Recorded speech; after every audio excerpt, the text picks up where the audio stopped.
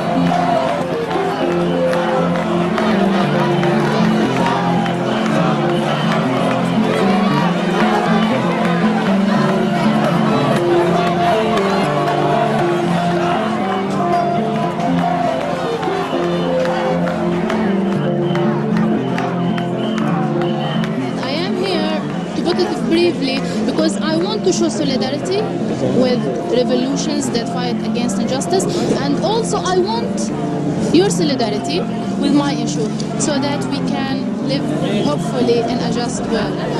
Écoutez que davantage d'alternatives soient proposées. Parce que contester c'est bien, mais proposer des alternatives aux problèmes des communautés locales c'est extrêmement important.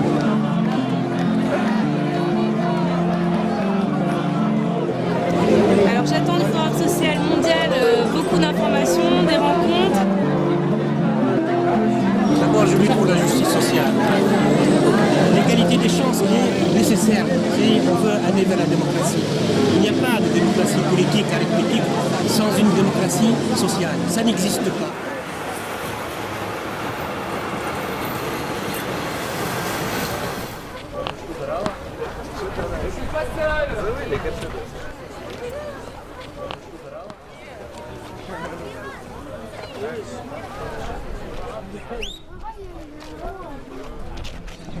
Okay, my name is Mohammed Saif Abu Naga.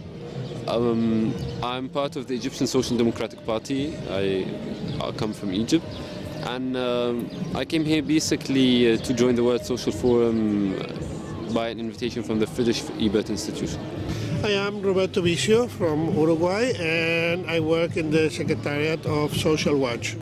The importance of the World Social Forum, well, to meet other people from different parts of the world, which lots of differences in ideologies, in beliefs, in where they come from, in cultures, but still feeling a sense of community and communication and common struggle and solidarity.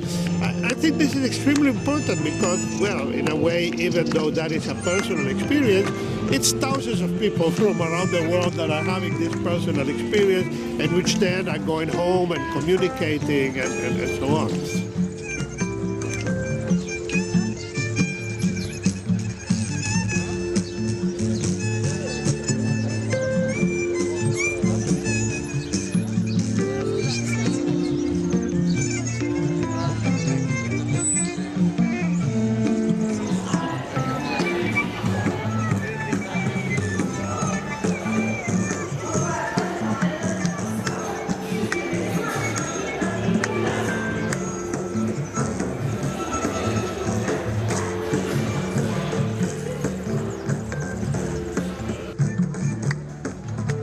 We're going to start the World Social Forum for the Friedrich-Ebert-Stiftung with the workshop entitled Health for All or Profit for Few. The World Social Forum as a whole has been given the title Dignity. And I believe that dignity is also cannot be separated from the issue of justice. Without dignity, there's no justice. Without justice, there is no dignity.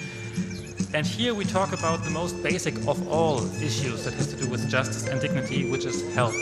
Because health is, of course, a universal human right, yet one of the most unequally distributed rights that the world has. The issue of health for all is the business of everybody. Universal coverage for health is within our reach. Why are we not getting health for all just yet? It is because of patent protection. The reality today is that there are a number of medicines which are not patent protected and people are still not getting it. We must remember pharmaceutical industry is for-profit industry. Interest, money. What are the development alternatives that include a feminist perspective for what we envision as a new era? This session is about what we've called just transitions. So how is it that we're going to transition toward this new era, toward a new paradigm? And I think all of us on this panel do not see this as a linear approach. Sustainable development, sustainability, whatever we want to call it, is not gender equal by default. We have to do, and we have to take concrete action in order to assure that this is gender equal. We need to put really the sustainability of livelihoods and the planet in as the main objective of our development strategies and subordinate the production and the financial system to serve to that objective. You know that the logic of profit is against the logic of redistribution and social justice. We're going to tackle the causes and aims of the popular uprisings in the Arab world, looking at different examples. For me, I believe that mobilizing masses comes from the regime itself. They mobilize their own masses. We as activists and people working in the civil society, we can't tell someone to go protest unless they have poverty problems, socioeconomical problems. They see human rights violations every day. That's what makes them go to the streets. This revolution came for dignity and bread. Le peuple tunisien a gagné beaucoup de ces derniers événements. Tout d'abord, on a imposé, le peuple a imposé sur le système, qui est toujours en place, sa liberté d'expression. Aujourd'hui en Tunisie, on parle dans les cafés, dans les facultés, les universités. C'était pas possible avant, sous le régime de Ben Ali. Donc ça, pour nous, c'est une première étape. We need to work down on the streets, connect with the people, go down to the grassroots, fill the gap of the civil society. In other words, we need the democracy outside of the box, not only inside the box. And this means that the grassroots and the youth of our countries are really capable of having some sort of genuine change in their lives towards genuine welfare and real welfare. Not just procedural democracy or procedural participation. No, genuine, effective participation.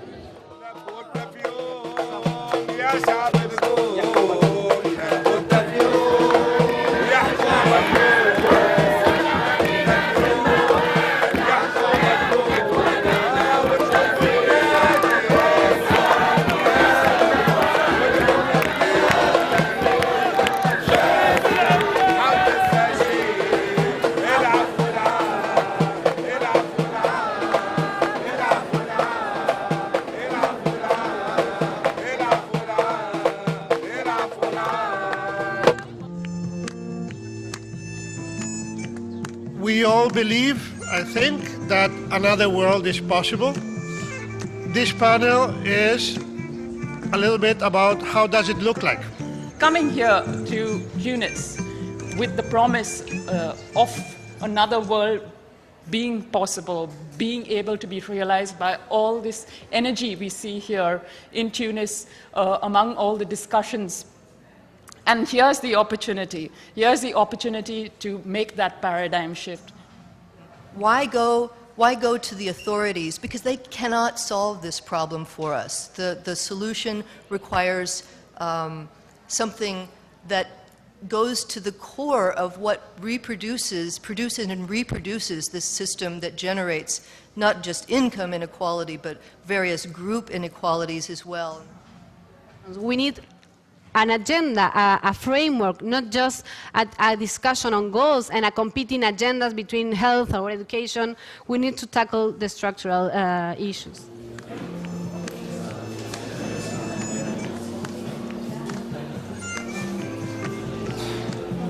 We really try to find out how can we fight unemployment and especially youth unemployment. What's the analysis? What went wrong and what can we do in the future to prevent this and to fight against youth unemployment? Youth is not an homogeneous concept.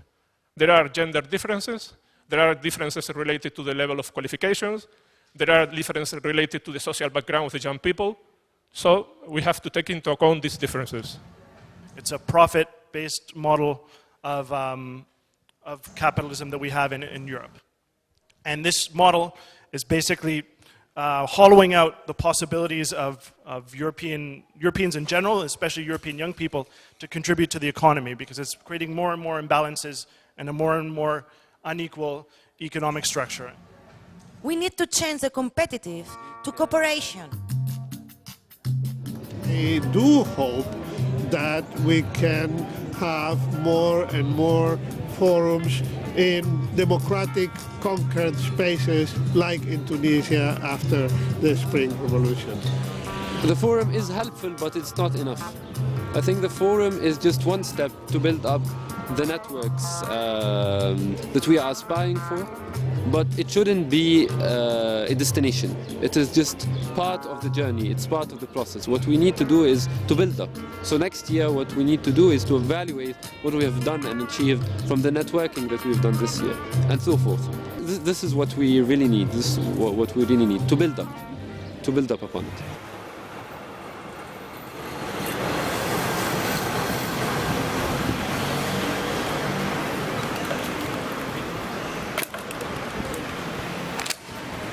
All of you here today are working in different places. At the Friedrich Ebert Foundation, in trade unions, in NGOs and other organizations. And you are working to achieve a common goal, improving the living condition of people here in Tunisia and throughout the world. For this, I would like to thank you personally and on behalf of Germany's Social Democrats. A better world is possible, and this conviction is our common vision. Thank you.